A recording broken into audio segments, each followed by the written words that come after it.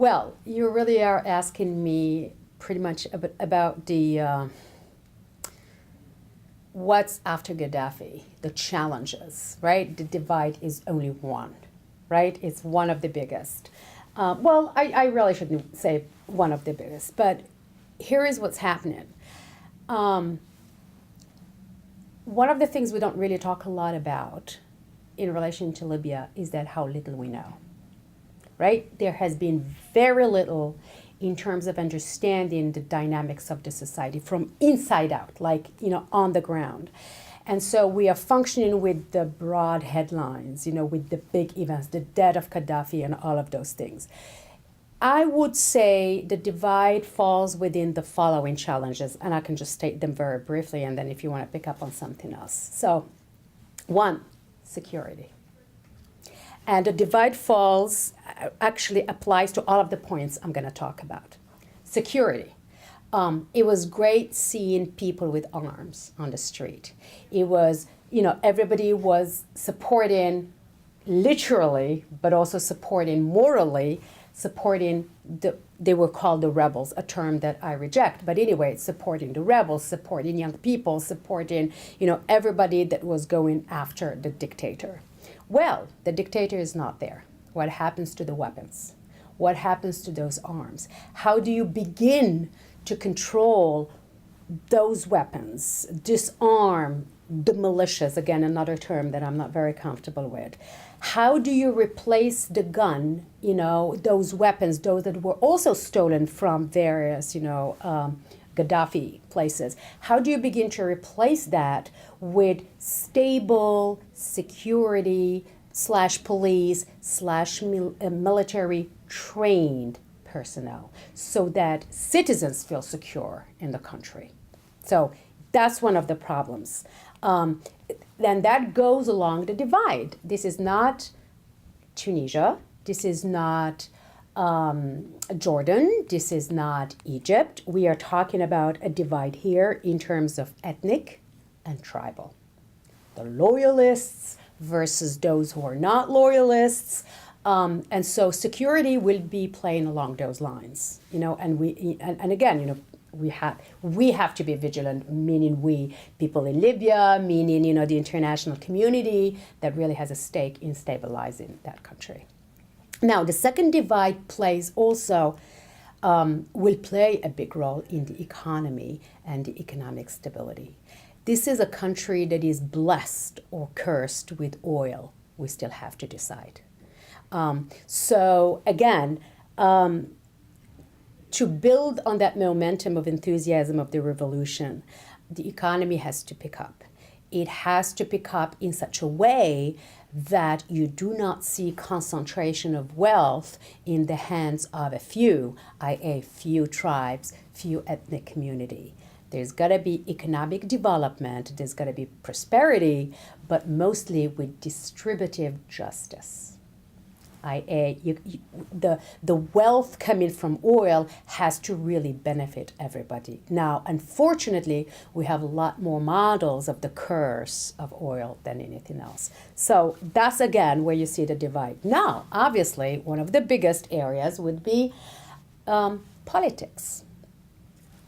Gaddafi, again, unlike Egypt, unlike Tunisia, did not leave behind him much in terms of political institutions. There is a vacuum. So this is really a learning game from the beginning. It's building the foundations of a polity, building the foundations of government institutions, political system, political parties. It's one thing to say justice, dignity, freedom, and democracy. It's another thing to actually put the pillars, that would allow all of these terms to have a life, that would apply to everybody. So post-Gaddafi means extremely weak to non-existent political institutions. And it's just not institutions. Citizens are not used to the political game of, pluralism, voting and all of that stuff. So it's really educational.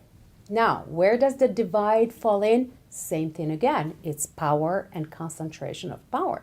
Is it going to be the military? Is it going to be the business? Is it going to be those who have access to the oil and who are deciding? All of these questions are open. And if anybody says, I know in which direction things are going, then that's not really, the full answer. It's still unfolding.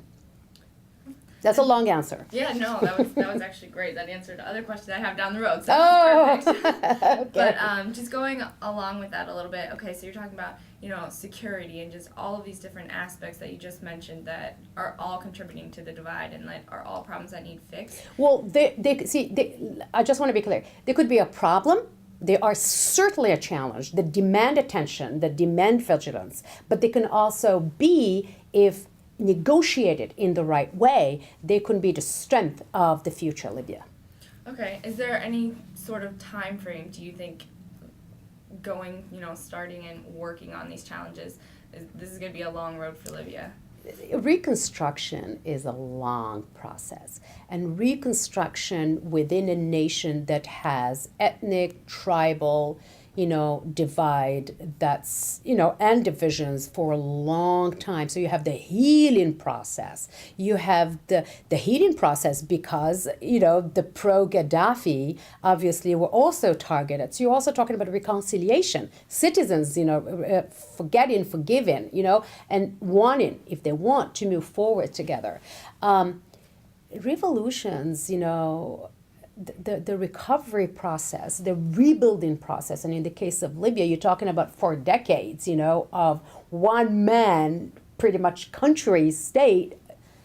It's a long process to really build all of these foundations of democracy, build all the political, economic foundations, so that you have, not only a functioning economy and political system, but you have to have it sustainable.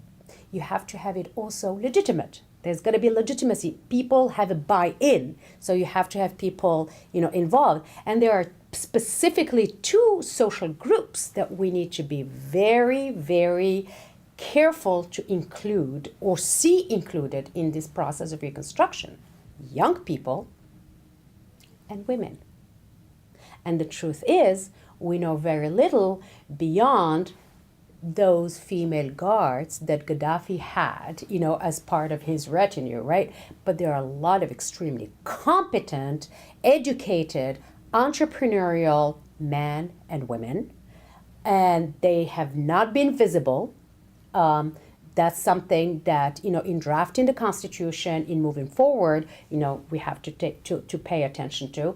And young people, they have a lot of expectations of what a post-Gaddafi Libya would deliver. Right.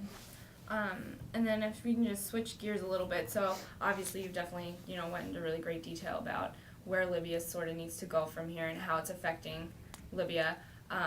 What impact does this have on other Middle East and North African countries? Just North African? Like Syria and Yemen, and where we're seeing all of these, revolutions springing up. What does this say to those countries, and how does it affect them? It is sending a lot of strong, powerful signals. I do not want to be an authoritarian, stubborn, despot leader in the Middle East right now. I don't want to be the Syrian. I don't want to be the Yemen. I want to be the reformer. I want to be the one who's really looking at the alternative. If I don't want to be dragged in the streets and beaten up by citizens and die in the dirtiest of death, this is the moment. This is the moment to be on the right side of history and the right side of change. And that message is clear. So you have a coalition that went, for Libya to change. But for me, much more than the NATO forces, much more the international community, what is really important, it's people power. It's people power. People want change. And this isn't just about rhetoric. It's no longer time in the Middle East and North Africa to play the game of talking about change without delivering on it.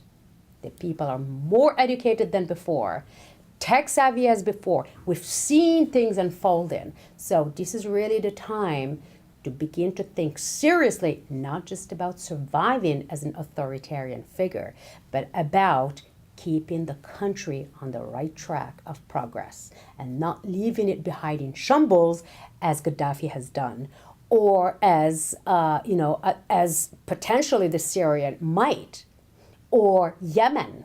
I mean, those are real demands people are making. The demands of being part of the country they call home, being part of the decision process, the political process. And then just the last question I have for you, to try and bring it back home a little bit. How does it affect the U.S.? How does it affect, our government and our economy and things going on here? What does this revolution in Libya and Gaddafi's death mean to the U.S.? What it means is rethinking seriously the foreign policy towards the U.S., the foreign policy towards Libya, the diplomatic relations. It's what the U.S. has been called to do all along since the beginning of the Arab revolutions. It's thinking and being flexible.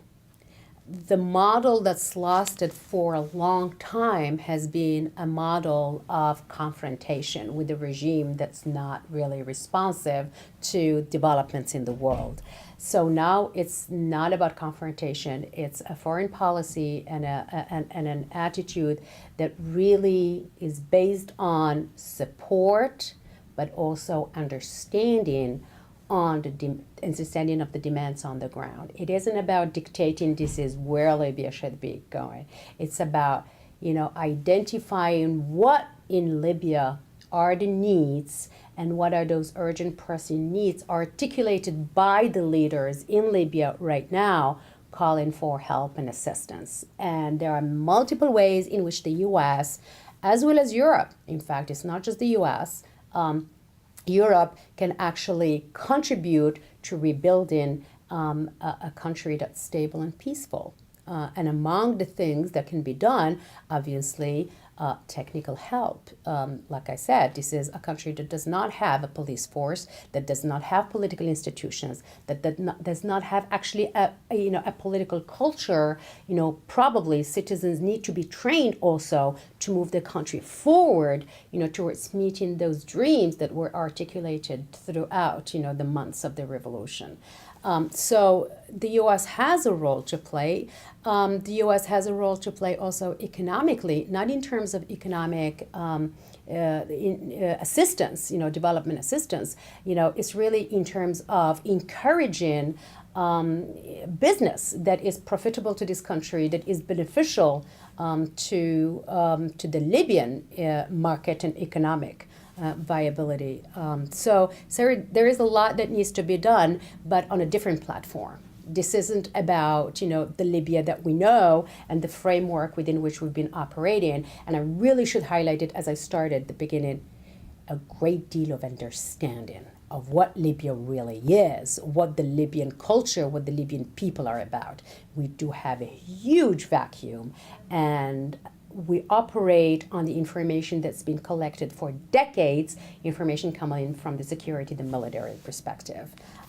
We don't have a lot of scholarly research, the objective, the sort of, alternative sources of knowledge. This is the time to deepen our understanding.